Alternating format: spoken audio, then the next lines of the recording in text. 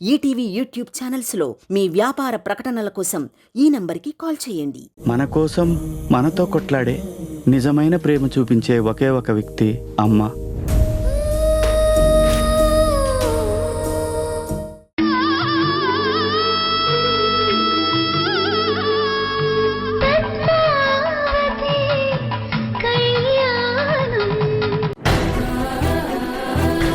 అమ్మవారి నగలు ఎక్కడికి పోలేదు, ఇక్కడే ఉన్నాయి.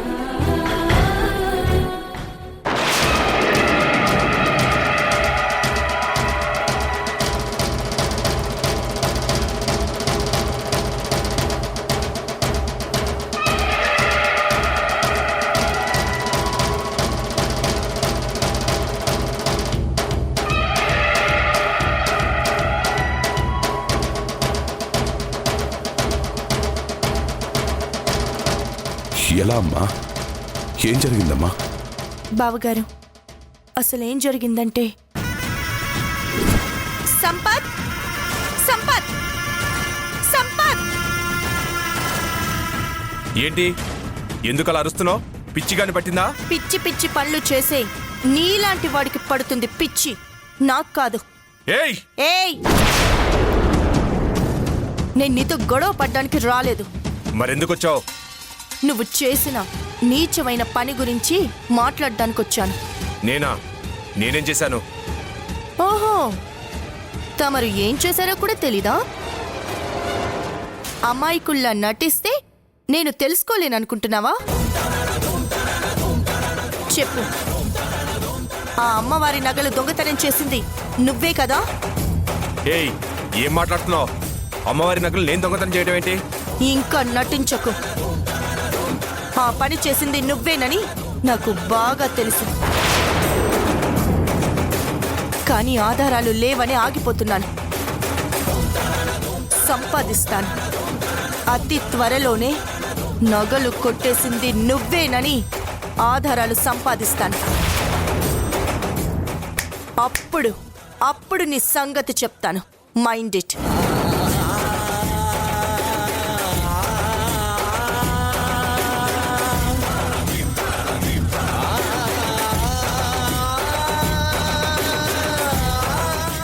బాబాయ్, నువ్విక్కడ పని చేస్తున్నావా? అవునమ్మా. అయినా నువ్వు ఈ టైంలో ఈ పాపింటికి ఎదుకొచ్చావమ్మా? అమ్మవారి నగలు పోయాయి బాబాయ్. అవి ఈ సంపద దొంగలించాడని నాకు బాగా నమ్మకం.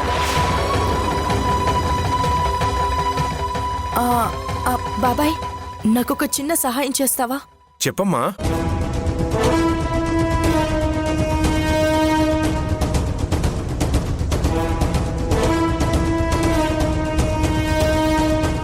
అలాగేనమ్మా, నువ్వు చెప్పినట్టే చేస్తానమ్మా.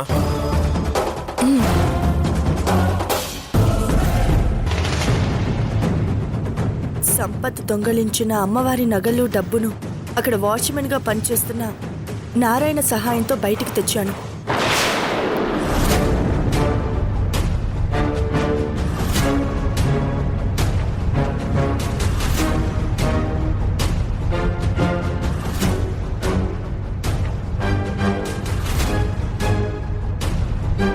నారాయణ, నేను చేసిన చిన్న సహాయాన్ని గుర్తుపెట్టుకుని దానికి ఉపకారంగా నాకింత పెద్ద సహాయం చేశావు. 10 మందిలో నా పెద్దరికాన్ని కాపాడావు. ఏమిచ్చి నీ రుణం తీర్చుకోగలను నారాయణ? 10 మందికి మంచి చేసేవారు మీరు. అలాంటి మీరే చేయని తప్పుకి శిక్ష అనుభవిస్తుంటే చూస్తూ ఎలా ఉండగలమయ్యా? అందుకే నాకు చేతనైన సహాయం నేను చేశాను.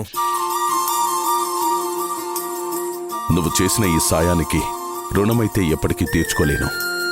కానీ నీ బిడ్డ పెళ్లికయ్యే ఖర్చు మొత్తం నేనే భరించి నీ బాధ్యతలో కొంచెమైనా భారాన్ని పంచుకునే అవకాశాన్ని కల్పిస్తావా? అయ్యా, ఏమండి, అసలు సంపత్ ఎవరు? ఎందుకతనికి మీ మీద ఇంత కక్ష?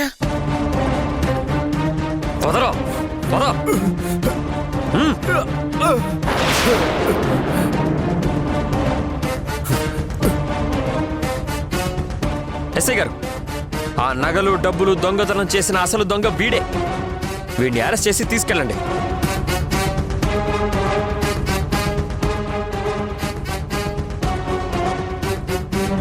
కానిస్టేబుల్స్ రేయ్ లేరా రేయ్ పద. కేశవా, నిన్ను నీ తమ్ముణ్ణి వదిలిపెట్టను. ఇంతకింత పగ తీర్చుకుంటాను.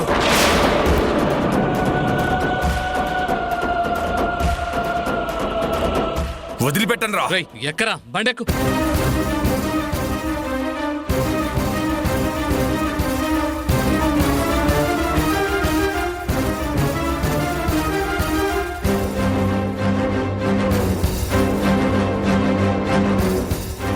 కేశవ్ గారు, మిమ్మల్ని అనవసరంగా తప్పుగా అర్థం చేసుకుని అవమానించాం.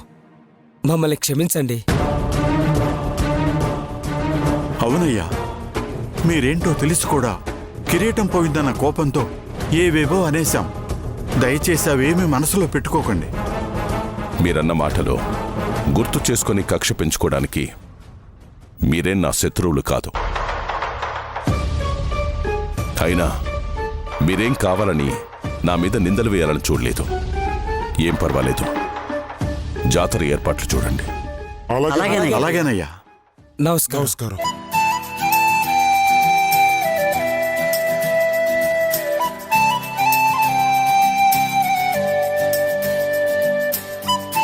మహాలక్ష్మి,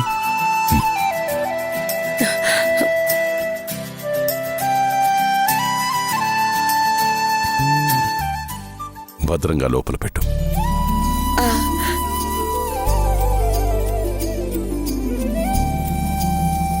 లోపల భద్రంగా దాచావుగా మహాలక్ష్మి? దాచానండి. ఇప్పుడు సమస్య తీరిపోయింది కదా, పదండి లోపలికి వెళ్దాం. బావగారు, ఒక్క నిమిషం, ఇప్పుడే వస్తాను.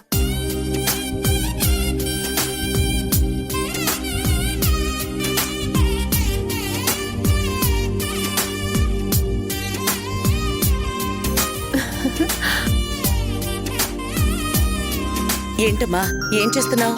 ఏం చేయడమేంటక్కా, మన కుటుంబము ఎంత పెద్ద నింద నుంచి బయటపడిందో చూసావు కదా. ఆ అమ్మవారి దయ వల్ల బావగారిని పోలీసులు అరెస్ట్ చేయలేదు కాబట్టి సరిపోయింది. లేదంటే ఇల్లంతా ఒక్కసారిగా చీకటైపోయేది. అవునమ్మా, ఏ ఇల్లైనా ఇంటి పెద్ద లేకపోతే చీకటిగానే మారిపోతుంది. ఇదంతా ఆ రోజు మనం టీవీలో కనిపించడం వల్లే జరుగుంటుందక్కా. టీవీలో కనిపించడానికి ఈ నిందకి సంబంధం ఏంటి లీలా? సంబంధం ఉందక్కా. మనందరం కలిసి ఒక్కచోట కనిపించేసరికి ఎవరికో కళ్ళు కుట్టినట్టున్నాయి. అందుకే మన కుటుంబానికి దిష్టి తగిలి బావగారి మీద నింద పడింది. ఆ దిష్టి పోవడానికే ఇలా దిష్టి గుమ్మడికాయ తీసుకొచ్చాను.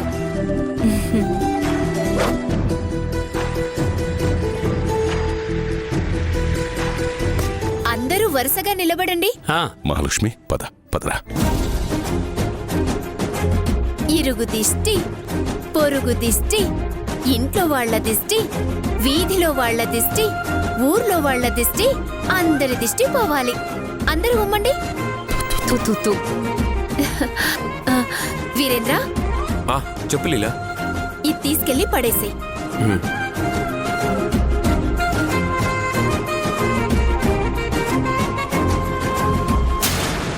అక్క, ఇప్పుడు అందరూ లోపలికొచ్చేయండి. పదరా. పద్మావతి, నువ్వే గనక సమయానికి అమ్మవారి నగలు డబ్బు తీసుకురాకపోయుంటే ఏం జరిగేదో ఊహించుకోవడానికే భయంగా ఉంది.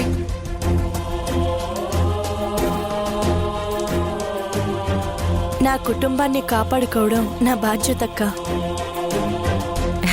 బావగారు, సమస్య తీరిపోయింది కదా. ఇక వీలైనంత తొందరగా వీళ్ళ పెళ్లి సమస్య కూడా తీర్చేస్తే మనకి ఉపానైపోతుంది.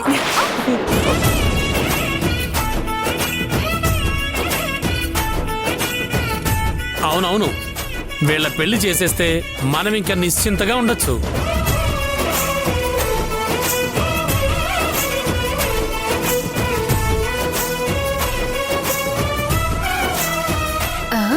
అబ్బో సిగ్గే. సరే పదండి లోపలికి వెళ్దాం. రారా.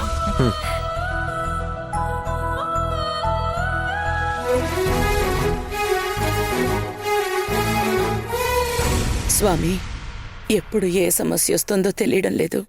ఇక మీదట ఏ సమస్య లేకుండా జరిగేలా చూడు తండ్రి.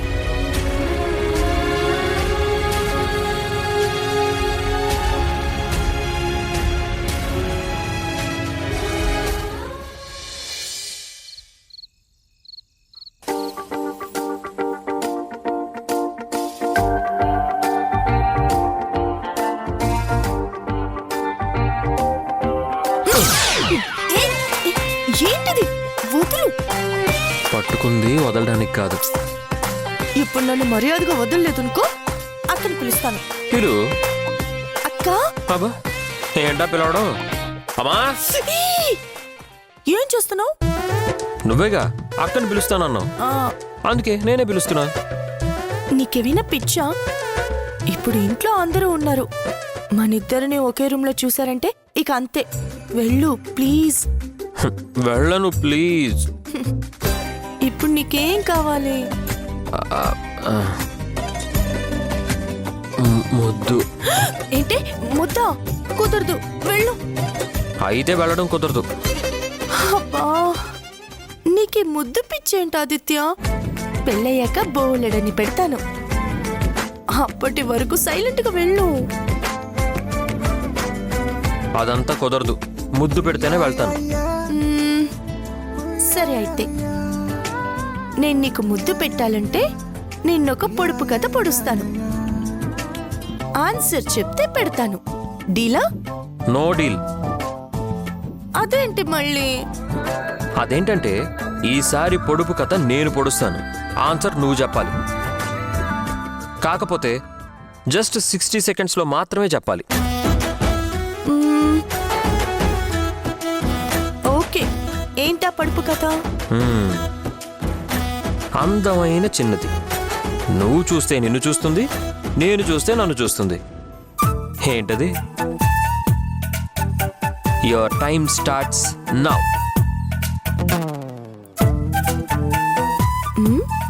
అందమైన చిన్నది, నేను చూస్తే నన్ను చూస్తుంది, నువ్వు చూస్తే నిన్ను చూస్తుంది. ఏంటబ్బా అది?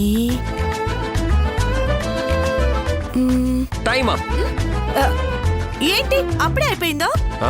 అయిపోయింది కదా, చూడు, నీకు ఇచ్చిన 60 సెకండ్ల టైం అయిపోయింది, నువ్వు ఓడిపోయావు అంతే. ఇంతకీ ఆన్సర్ ఏంటి? అర్థం. అయ్యో, సరే అయితే నువ్వు ఓడిపోయావు కాబట్టి మన డీల్ ప్రకారం నువ్వు నాకు ముద్దు పెట్టాలి. కమాన్, కిస్ మీ. తప్పదా? తప్పదు. ఓకే.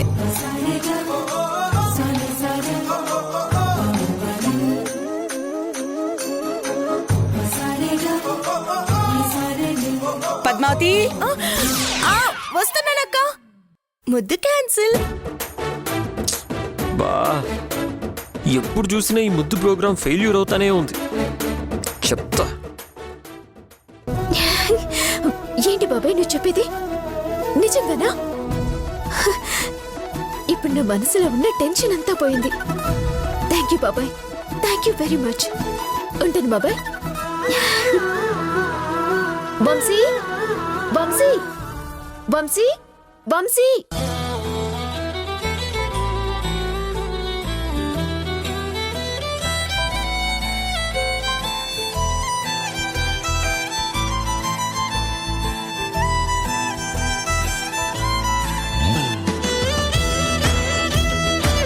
నందిని, అక్కడే ఆగిపోయావే, రా లోపలికి.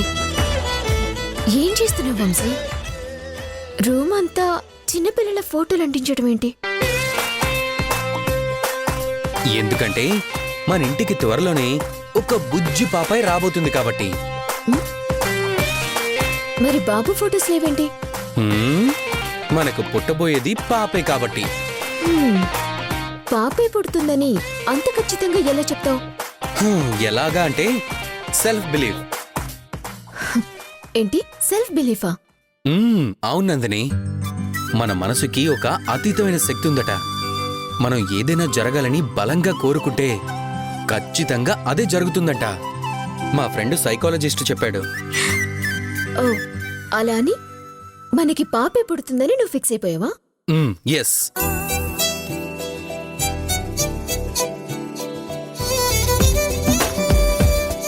మనకు కూడా ఇలాంటి అందమైన పాప పుడితే ఎంత బాగుంటుందో కదా.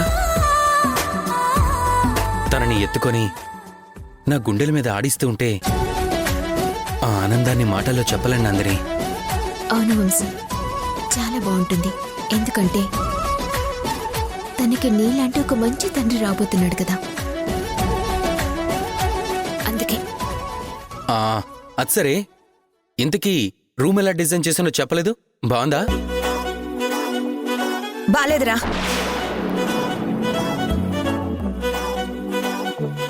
అస్సలు బాలేదురా. ఏంటమ్మా, ఇవి నచ్చలేదా నీకు? నచ్చనిది అవి కాదు, నీ ప్రవర్తన. నేనేం చేశానమ్మా? ఇంకేం చెయ్యాలరా? ఈ ప్రపంచంలో నువ్వొక్కడివే తండ్రి కాబోతున్నట్టు చేస్తున్నావు. మాకు పిల్లలు పుట్టలేదా? మేము అమ్మ నాన్నలం కాలేదా? నందిని నెల తప్పిందని తెలిసిన దగ్గర నుంచి అది చేస్తున్నావు.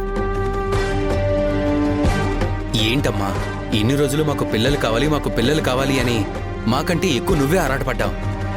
ఇప్పుడేంటి ఇలా మాట్లాడుతున్నావు? అమ్మా, అసలేమైంది? ఏం కాలేదు కాబట్టే ఇలా మాట్లాడుతున్నాను. అతి ప్రేమ మంచిది కాదని అంటున్నానురా. అదేంటత్తయ్య, పిల్లల మీద తండ్రికి కలిగే ప్రేమ అది ఎలా అవుతుంది? అయినా పుట్టబోయే బిడ్డ గురించి కలలు కనటం తప్పేం కాదు కదా. నేను తప్పు అని చెప్పట్లేదు నందిని. రేపు పుట్టే బిడ్డకి అనుకోకుండా ఏదైనా జరిగితే మీరు తట్టుకోలేరని అంటున్నాను.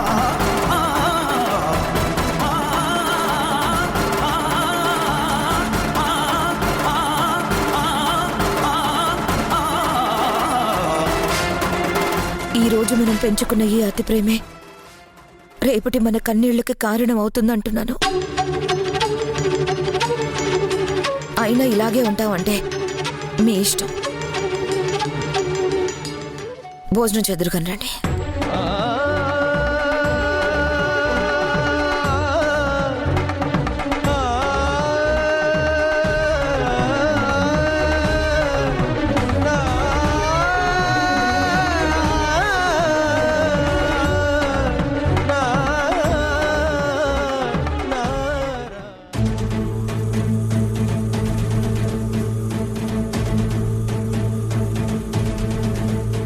వైష్ణవక్క, ఏంటి లీలా?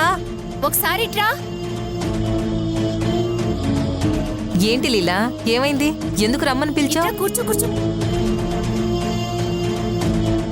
ఆదిత్య పద్మావతుల పెళ్లి కార్డు సెలెక్ట్ చేద్దాం. అప్పుడేనా?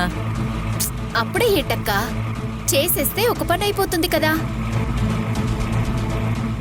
మళ్ళీ అన్ని పనులు ఒకేసారి చేయాలంటే కష్టమైపోతుంది. సర్లే, చూపించు.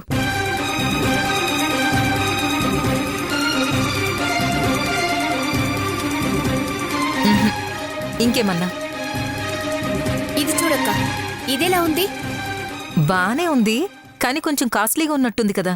ఉండు, అయితే ఇది చూడు అక్క. ఇది పర్ఫెక్ట్ అక్క. ఇది ఫైనల్ చేద్దామా? మనిద్దరికి మాత్రమే నచ్చితే సరిపోదు కదా లీలా, మహాలక్ష్మక్క కూడా నచ్చాలి కదా. నా కొడుకు పెళ్లి కార్డు నాకు నచ్చొద్దా అని అన్న అంటుంది. ఏంటి అక్క చెల్లెళ్ళు నా గురించే మాట్లాడుకుంటున్నారా? అక్క నువ్వు కూర్చో. నీకు 100 ఏళ్ళు. ఇప్పుడే నీ గురించి ఇలా మాట్లాడుకున్నాం, అప్పుడే అలా వచ్చేసావు.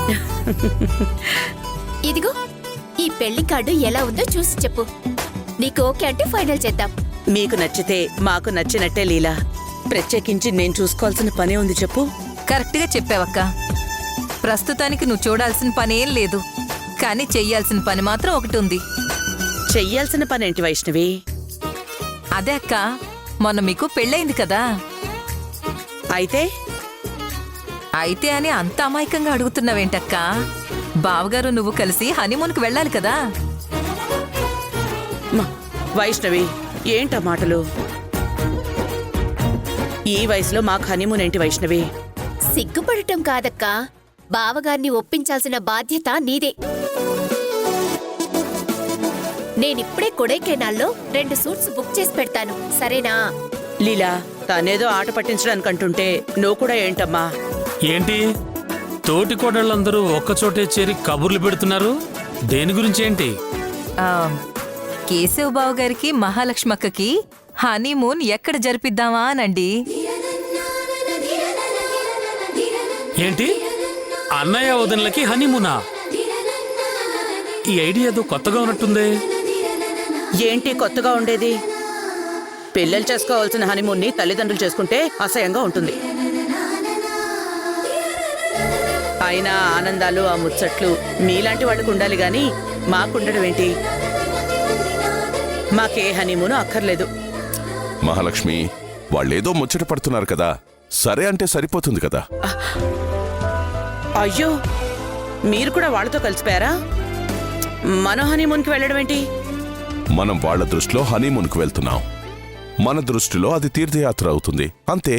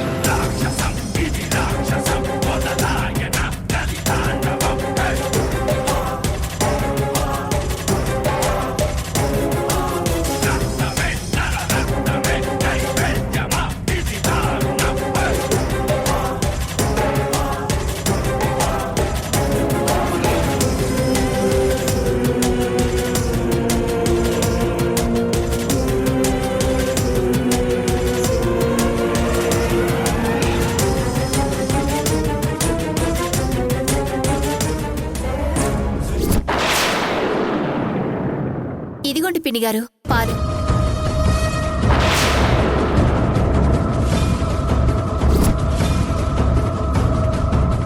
నీ మేలెప్పటికీ మర్చిపోలేనమ్మా. వస్తాను. ఏం చేసావు నువ్వు? నేనేం చేశానక్కా? రమణమ్మ పిన్నికి పాలు కావాలంటే పోశాను, అంతే. అంటే నువ్వు ఇంట్లో దానకర్ణురాలివి, మేమేమో కఠినాత్ములమని నిరూపించాలనుకుంటున్నావా?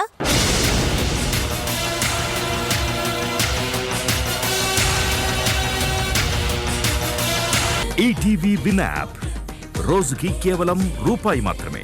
ఇప్పుడే ఈటీవీ విన్ యాప్ డౌన్లోడ్ చేసి సబ్స్క్రైబ్ చేయండి.